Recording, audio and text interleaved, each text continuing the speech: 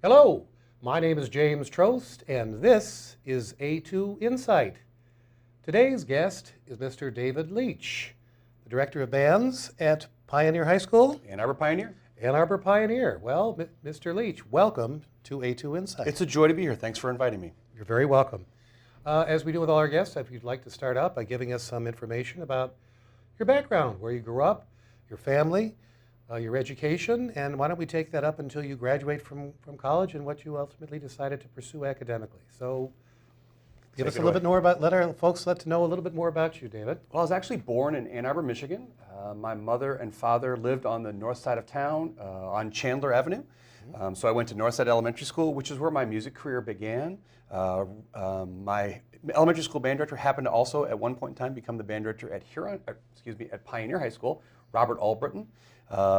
He started me on trumpet when I was just in 5th grade, and he and Linda Berg were the hugest impacts on me because they're both just fabulous musicians and really kind and caring people.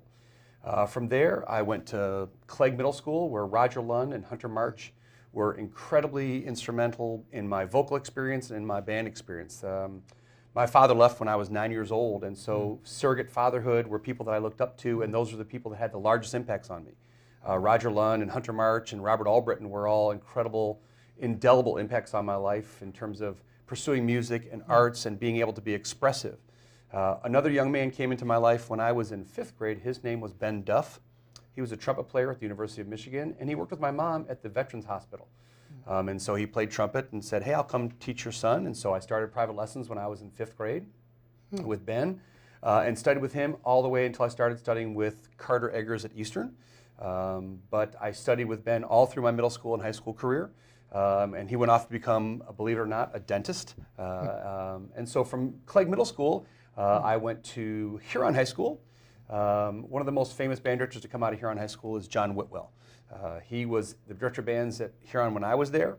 We were fortunate enough to play at the Midwest National Band Orchestra Clinic. It's now the Midwest International. And he introduced me to a level of music that I just didn't know was possible at the high school level. All that kids from that Clegg Middle School band, when we were at Clegg, we played the Music Educators National Conference in Chicago. And so when that group made it up into Huron, all those kids were in the symphony band. And so we played at Midwest. The ironic thing and how it kind of took me into my career is when when I was in 8th grade going into 9th grade, in those days, Clegg Middle School had grades 7, 8, and 9. So it wasn't what it is today. So when I went from 8th grade to 9th grade, Mr. Lund took a job in the Boston area. So I got a chance to be a student helping a new band director kind of come in and a change and what it was like to be with the change in leadership. Tom Millard, who came in mid-year that year, ended up living down the street from me and was again an incredible, indelible surrogate father. He helped me I helped him work on his car. He would give me rides to school, which nowadays people think that's taboo, but he was incredibly kind, and he was a wonderful male role model. And actually, he was a band camp counselor when I went to Huron, so I got to stay in contact with him, and we've stayed good friends forever. We're still dear friends and talk regularly. At Clegg, that was an interesting experience to help him acclimate as a young teacher and to be a student going through the process of helping somebody acclimate. When I was in 11th grade, Mr. Whitwell left for Texas.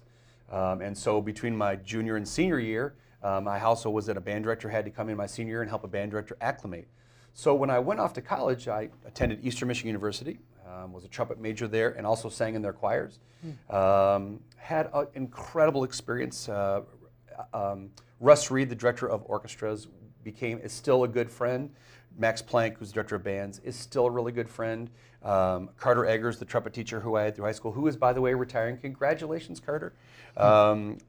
He was a wonderful and incredibly indelible person on my playing, and which led me to get through my bachelor's degree and enjoyed it a tremendous amount. I had so many fond memories, friends who are still good friends from college. I student taught at Ida High School in Ida, Michigan with Lloyd Whitehead. I have good friends that have also student taught with Lloyd. He's since retired, and he's still a very good friend.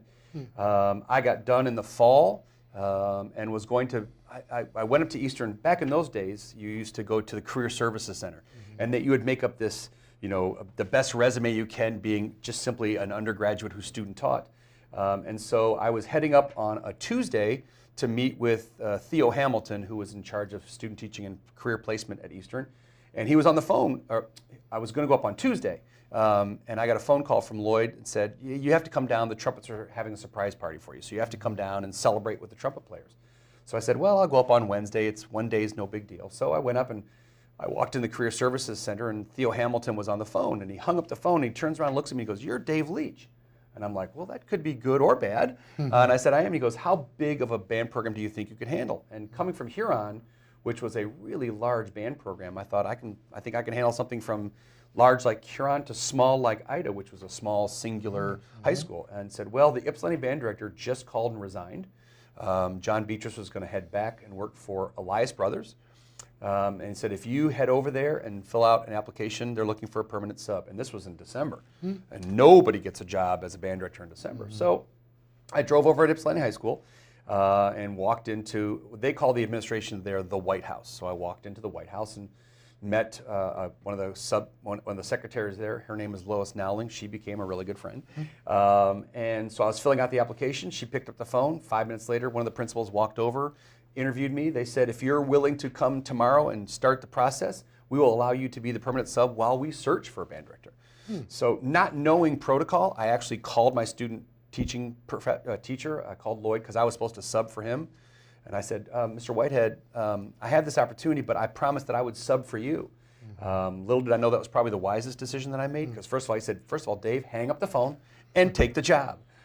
So I did, and they were grateful that I was somebody who was honorable and had some kind of integrity to what I promised, and helped them through that process. Well, that's amazing, because I guess that, there's a variety of events that kind of lead to your ending up at Pioneer. But I guess the question would be, you obviously had private trumpet lessons. You were actively involved. You were almost an administrator as a kid, because Mr. Lund leaves. Why did you, a career in music performance as opposed to music education? When did you make the decision that you thought, I want to be a band director as opposed to be a musician professionally, in terms of, when did you make, how did that evolution take place? Well, it's a great question. I think the first inkling that I had that I wanted to be a band director was all of the people that were incredibly indelible role models, the male role models in my life, along with my father and my brothers, who were important role models in terms of how to react in a family. Those men were incredible, important role models. They served as a surrogate father, although my father was still always involved in my life, and I loved him until the day he passed away. They were indelible in terms of, at that point in time in my youth, so I saw what they brought to me. I saw what opportunities I was afforded going to band camp and traveling, and the things that I think I bring to the table as director. And so when in middle school, I thought, wow, this would be a really great job. Mr. Lund and Mr. Marsh were incredibly effervescent and joyful, and they were. You and I have talked about this. They had super high standards, and so I thought, if you can be a good person and have high standards and help people realize that, that's a life goal. I think that's what we're all trying to strive for, regardless of what we go into. In undergraduate, about my sophomore year, tail end of my sophomore year, I realized this was. It's so passé to say it's a calling, but when I wasn't playing my trumpet and I wasn't surrounded by music, I kind of felt incomplete. So I sang in choirs and churches at Ypsilanti. I did all the music that I could do. I sang in the madrigal choir when I was at Ypsi and Eastern and toured the world, and all of those experiences helped me kind of realize that those people, my choir directors, my band directors, my orchestra directors, Larry Dittmeyer, and those people were incredible in terms of what they gave me, and I wanted to pay that forward, never knowing I was going to end up in Ann Arbor. Right. Well, then, and again, just for those who are not familiar with the quality of the Ann Arbor Music Program, which has been known for decades nationally, by the way, it makes a certain kind of individual to make it to the level of Pioneer High School, given the competitive nature as well as the recognition. So let's move you along. I wish we could go on forever, but how did you end up at Pioneer High School? Because I would assume you're not the only person that would like to have the current position you hold. No, it's a wonderful job. Well, when Robert Albritton retired, I applied for that job and went through the interview process, which was quite lengthy. 22 people stood on the interview faculty. There was students and teachers and administrators, and it was quite a thorough 2-day event. When I was offered the job, I was thrilled and honored to take over after Robert, who had done 20 miraculous years, I think, at Pioneer High School. When I took over the job, the joke was always, I'm only going to fill one shoe. I'm not going to fill both shoes, because I think that's impossible. And what I've tried to do in my tenure at Pioneer High School is to continue the tradition that I think I inherited, the incredible excellence, the joy in music making, the pride in the community, the pride in playing music at a level that many colleges, strive to play. And I don't take that lightly. I think that's an important thing that I try to do. So I was just right place at the right time.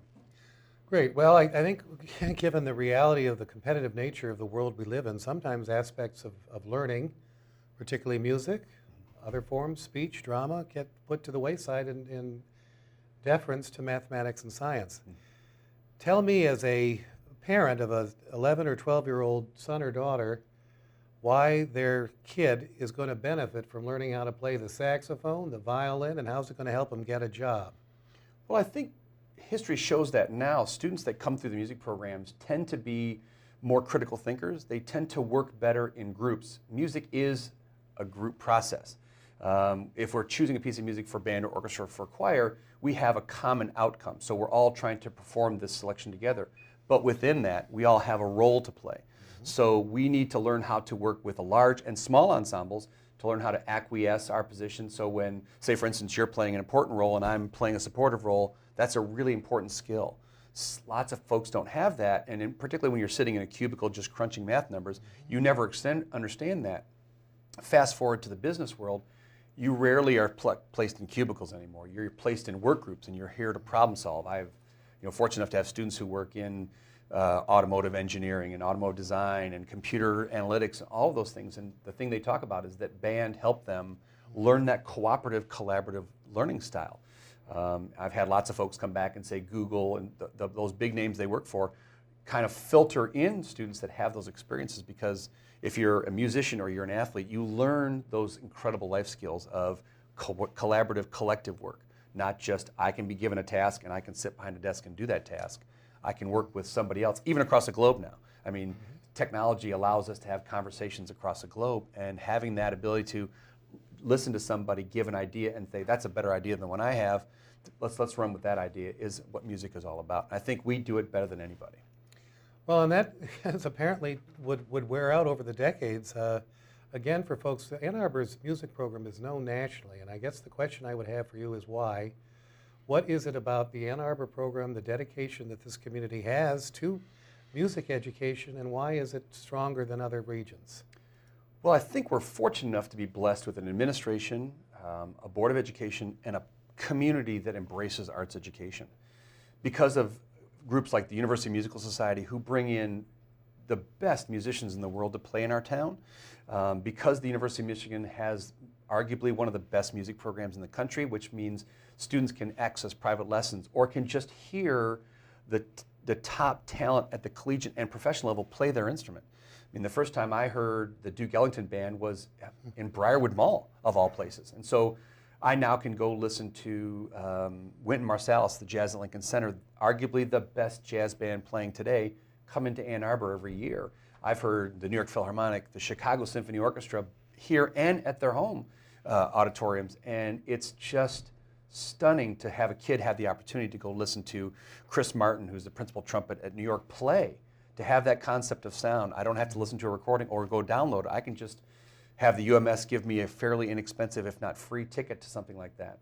And it shouldn't go without some sense of a flag of importance that the community of Ann Arbor has sponsored it since before you and I were children. Ann Arbor Schools a long time ago said that every fifth grader will have the opportunity to play an instrument and be given one for free. That is the biggest gift I think Ann Arbor Schools gives its students. Whether you pursue it beyond the 5th and 6th grade, you have that tactile learning. And so I think if you know research, they talk about musicians read better than most folks because it's a mechanical process. You're not just watching letters and words go by, it becomes mechanical. And so you read more passionately, you read more aggressively, because now it's associated with something that you do physically, and now you're attached to emotions that go along with it. So I think musicians tend to be fervent readers, which allows their mind to be able to do that. I think we're also bilingual because no longer do we just read the English language, we have to read notation, which expands the mind, which allows us to decode quicker, because we're not only decoding words, but we're coding fingers and accents and slurs and all the kinds of stuff that music does. But that starting in 5th grade, is probably the best gift that Ann Arbor gives all children, not just children of affluency or children of any particular denomination, anything. Every child gets the opportunity and a free instrument, and that is probably the largest thing we do. Well, I guess for our taxpayers out there, there are some aspects, maybe the potholes aren't getting fixed, but this is an invaluable service that we do provide in the educational realm here in Ann Arbor. I do want to now mention, again, particularly with Pioneer, I happen to frequent I call it a battle of the bands, but it was just a performance at a magnificent auditorium at Pioneer High School, which is better than a lot of professional theaters, by the way, in terms of the size of that auditorium. Yeah, it's wonderful. You took your band, the symphonic band, and this is something for the community to know, to Europe. Yeah. During spring break. Now, not only am I interested in how you pulled this off financially, but what was the experience like for you and your students? I'm sure folks in Ann Arbor would love to know. We went to northern Italy and then Croatia and Slovenia. So we set up a tour with a travel company that I've traveled with for a long time and found performance venues that are medium-sized in nature but have a great crowd. So we were in Trieste, Italy, for one of our concerts, one of my favorite concerts there, and we played a joint concert with an adult band. So they played half of the concert and we played half of the concert. And we did the same thing with the jazz band. One of the things that I think about going to those locations is, and I said this earlier, I think music is a universal language. While I don't speak Italian, and while many of those folks didn't speak English, the mayor of Trieste came in and was basically talking to me in Italian with an interpreter in my ear about how grateful he was that we as young Americans came and celebrated his grandparents' music when we liberated Trieste. So here we are playing Count Basie and Duke Ellington and Sing, Sing, Sing and all these great, wonderful charts that their adult band played. Then my kids come in and play some of the similar music, and he was nearly moved to tears about the fact that all his life he heard about these great artists who came with the military, all those USO arts came with those military, and when they liberated those children, teenagers that were in the military, were not only given freedom by our country, but we're also given that incredible gift of jazz. For me, I think it's our one major art form that we've contributed. And so the folks of Duke Ellington and Miles Davis and Dizzy Gillespie, and they're just such wonderful musicians, and they've given us such an art form that we can show the world. When the symphony band played, from what we're told, standing ovations are an anomaly in Europe. Mm-hmm. Every time we played the jazz band or the symphony band, we not only got standing ovations, but asks for encores. Mm-hmm. And so my kids were just showered with praise, partly because of the way they play, I think, and partly because their age. I mean, remember, they're just 14, 15, 16, and maybe a few 17-year-old kids there, and we're playing at a level beyond the adult band that was with us, and sharing this love of music. I mean, they played some stuff that my kids played in middle school, and my kids were like, "Oh my gosh, Mr. Leach, they're playing my favorite song from middle school." And they just were, that band was outstanding, and our kids just came in and loved that experience and basically became lifelong fans. The mayor asked when we're coming back, and it was an expensive journey, but I'd love to go back. Trieste was beautiful. Mm-hmm.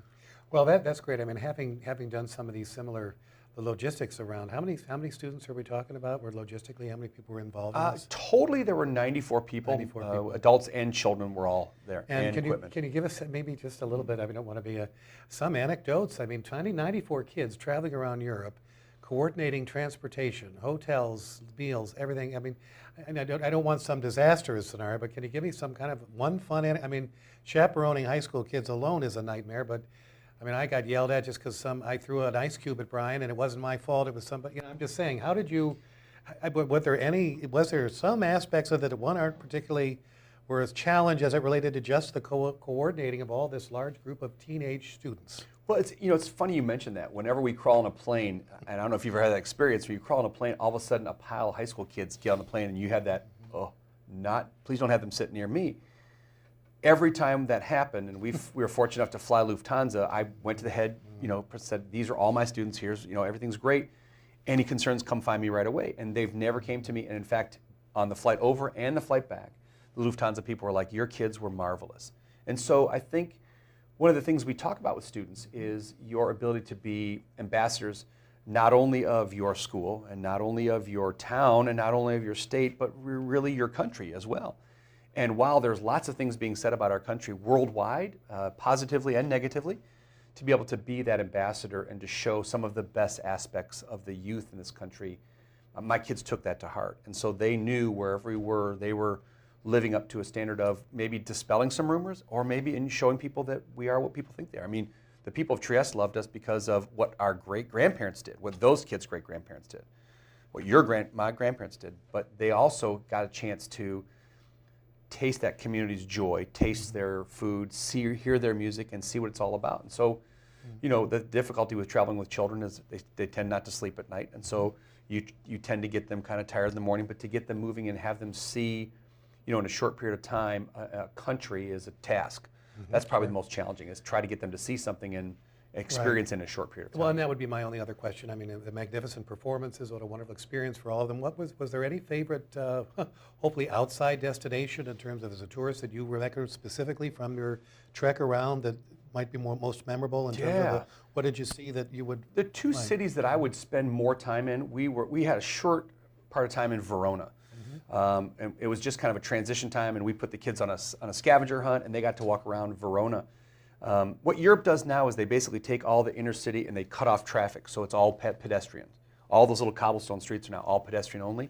So the kids were shocked at how lovely it was. And Verona is known for their stonework on the streets and their huge slates of this Verona tile kind of stuff, and it was magnificent. And so I would have loved to have spent more days there. We only spent about 4 hours there. And while Travel Advisor says don't go to Venice, I cannot recommend Venice highly enough. It was a postcard every time you looked. I mean, you're walking down, you head over one of the waterways, and then you say, wow, that's the most beautiful thing I've ever seen. Then you turn left, and, no, that's maybe the most beautiful thing I've ever seen. The history, the art that's there, the architecture, it's like art fair. So for those of us in Ann Arbor, don't mind big crowds. But it was, along with Prague, another city that I visited in Europe. We didn't go on this tour, but that's two of the most magnificent cities I've ever been at.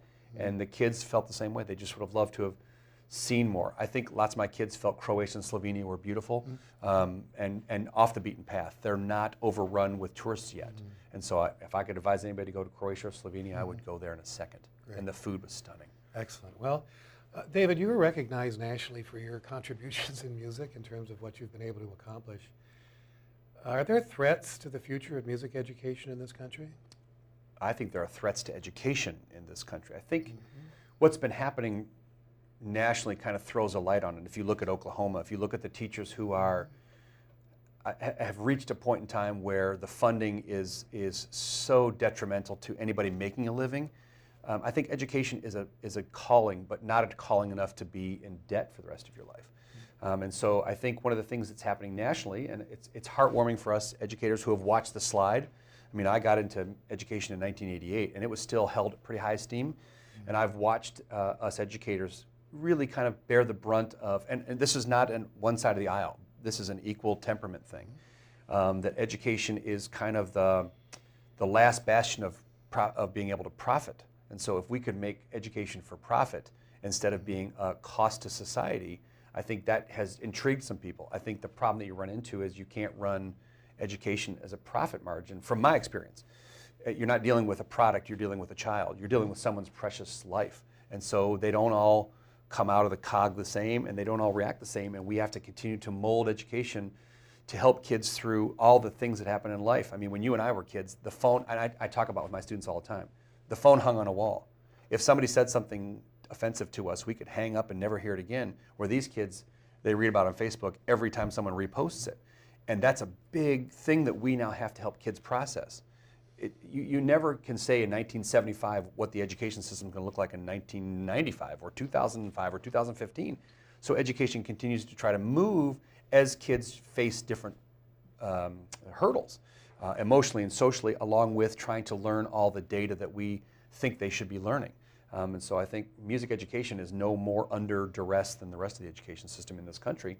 I think music education is the key and the tool that can unlock a mind.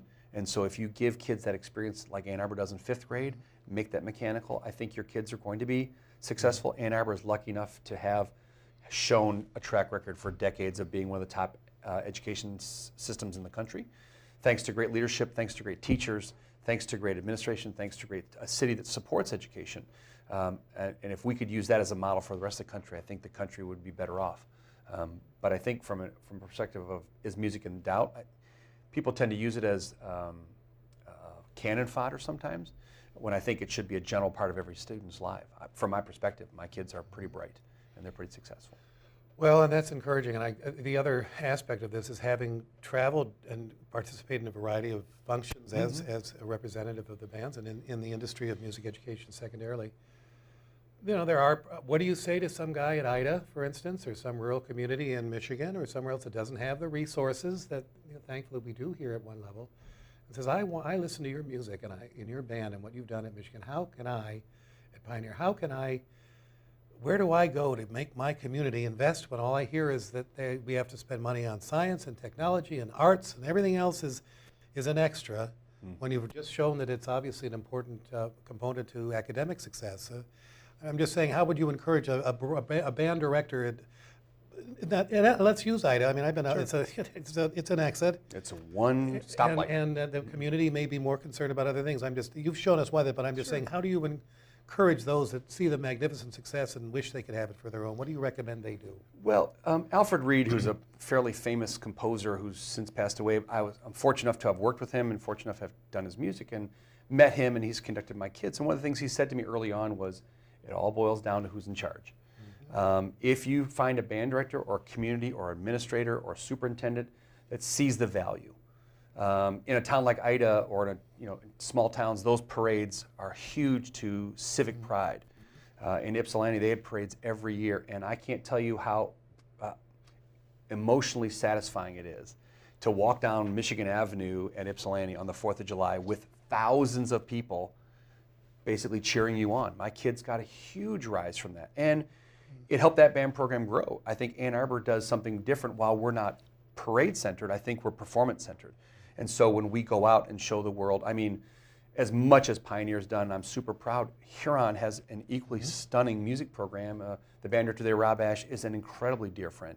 And they go out and represent us in very similar fashion. I think if somebody at Ida looks at what Ann Arbor does, it starts with one grade. It starts at the early level. One of the things that most communities tend to do is we're going to cut 5th grade music. And what I've often cautioned everybody is cut high school. Well, then we don't get parades, we don't get football games. That's true, you don't. But when you decide to restore arts, then those kids will all be ready to plug right in. And so 5th grade is, elementary music in 5th grade are quintessential to the success of a child. I mean, and from my perspective, and I'm a little biased, maybe just a smidge, but I think that entry-level music education is critical to the development of a mind. Well, I guess the last question I have for you, and given the one thing you've certainly pointed out, the importance of mentoring, it seems to me that your introduction with Hunter March and Roger Lund was an amazing thing, as well as various other folks that you've mentioned during this encounter of your career choices and so on. The last question, I think, looking at what you've done in your 30 years now in the industry, are you pessimistic or optimistic about music education in this, not necessarily in this country, given your vast knowledge and ability to see it from a different perspective? Are you hopeful or fearful, I guess? Well, I think we're standing on a precipice. I think that's kind of where we are. I'm fortunate enough to have been in Europe and taught in Tübingen, Germany for a couple weeks in the summertime, and they've moved their music education out of the academic day.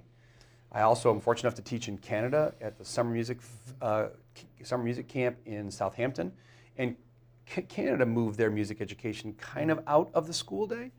And it doesn't go unnoticed that their music programs have suffered greatly, not only at the high school level, but the college level. They have a few music schools that are fine, but the rest of the academic schools don't have music to speak of, and they're struggling.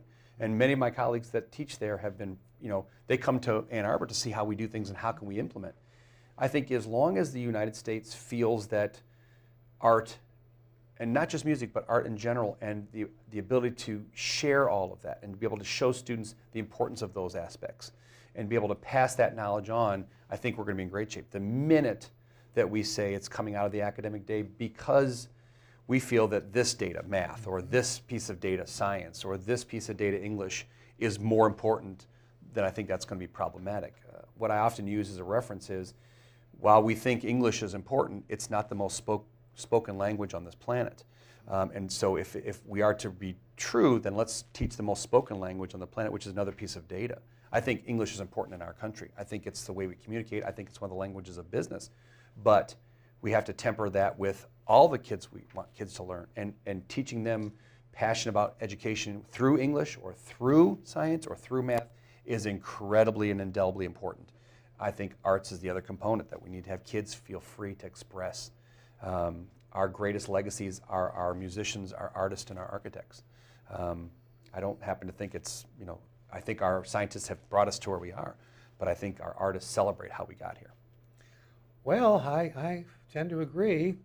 David Leach, I want to thank you once again for coming on our program. David Leach of Pioneer High School. I think would recommend those of you who have an opportunity to get there are various performances throughout that are free to the public, that are held throughout Ann Arbor, and I would certainly recommend the quality of the instruction and the performances. Until next time, I'm James Trost for A2 Insight.